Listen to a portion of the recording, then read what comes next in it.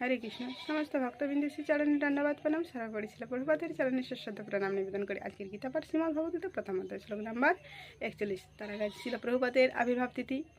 তো নম বিষ্ণু পাদায় কৃষ্ণপৃষ্ঠায় ভূতলে শ্রীমতে ভক্তি বেদান্ত স্বামিনীতি নামিনি নমস্তে সরস্বতী দেবে গৌরবাণী প্রচারিণী নির্বিশেষ শূন্যবাদী পাশ্চাত্য দেশতারিণী।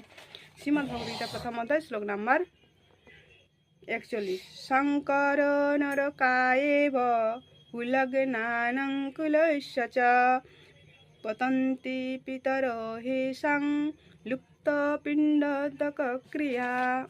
তো অর্জুন এই শ্লোকে বলছেন যে পরিবারের প্রবীণ সদস্যদের কিংবা গুরুজনদের যদি হত্যা করা হয় তাহলে কিন্তু সেই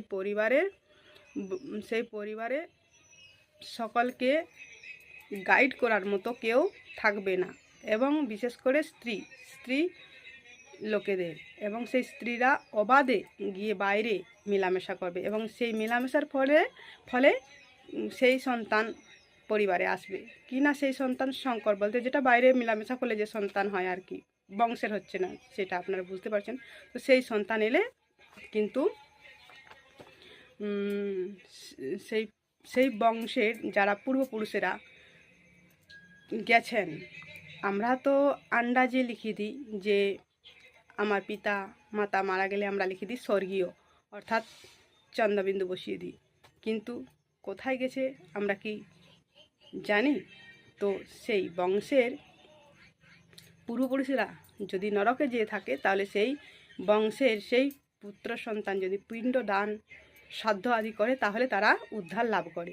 তো সেক্ষেত্রে সেই সন্তান হবে না, আর তারা আস্তে আস্তে সেই শ্রাদ্ধ পিণ্ড এগুলো তারা দেবে না। তাই হচ্ছে কিন্তু এখন দেখুন শ্রাদ্ধ, কিন্তু এই শ্রাদ্ধ কাজ যেগুলো সেগুলো কিন্তু লোক ততটা মানতে চাইছে না। তো এই শ্রাদ্ধ মানে হচ্ছে যে সেটা বিষ্ণু পান্থা আছে শাস্ত্রে যে বিষ্ণুর গয়ায় গিয়ে বিষ্ণুর পাদ পদ্মে যদি অর্পণ করা হয় তাহলে সেই বংশের পূর্বপুরুষেরা উদ্ধার লাভ করে। আর যদি এটা এখানে সেটাই বলছে, যদি সেই বংশে না আসে কিন্তু জন্ম ধরে তাদেরকে সেই নরকেই থাকতে হবে, উদ্ধার করার মতো কেউ থাকবে না, কারণ সেই সন্তান আসবে না এবং তার যে সাধ্য কার্য করা সেগুলো তারা করবে না, এবং তার জন্যই কিন্তু আমাদেরকে সেই পূর্বপুরুষদেরকে বংশের তাদেরকে